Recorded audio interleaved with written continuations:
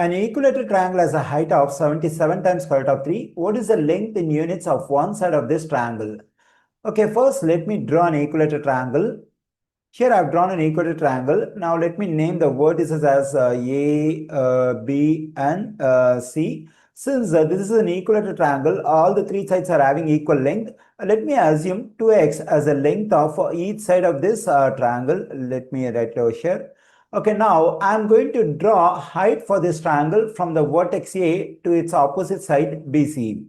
So the red color line segment I have drawn over here is the height of this triangle. Since this line segment represents a height, this red color line segment intersects the side BC at right angle.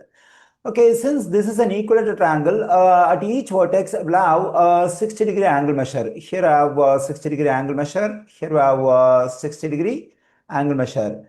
Okay, in an equilateral triangle, the height we have drawn from one of the vertices to the opposite side will bisect the interior angle over here. We know that the interior angle over here is 60 degrees. If this 60 degrees is bisected, then it will be divided into two equal parts. Then the measure of this part is 30 degrees and the measure of this part is 30 degrees. And also this height will bisect the opposite side BC. That is, it will divide the length of the side BC into two equal parts.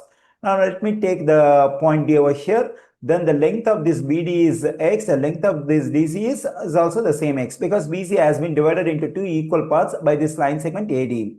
Okay, now let's consider the right triangle ACD over here. It's a 30, 60, 90 triangle. And in 30, 60, 90 special right triangle, the side which is opposite to the smallest interior angle 30 degrees is the shortest leg. So DC is the shortest leg. Usually we assume x as the length of the shortest leg in 30, 60, 90 special right triangle. Already we have x as the length for this side of the triangle. I mean, this is the shortest leg of the triangle. In that case, to get the length of the leg which is opposite to 60-degree angle measure, we have to multiply the length of the shortest leg x by square root of 3.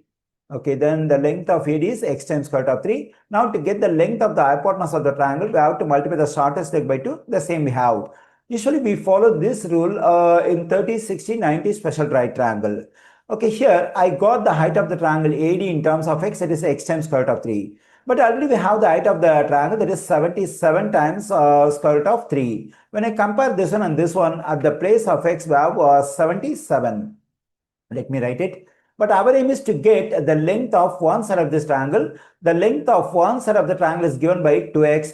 Okay, now let's multiply both sides of this equation by 2. Then we get 2x. On the right side, when I multiply this number by 2, I am getting 154. Therefore, the length of one side of the given equilateral triangle is 154. We find 154 in answer choice B. The correct answer choice for this question is B.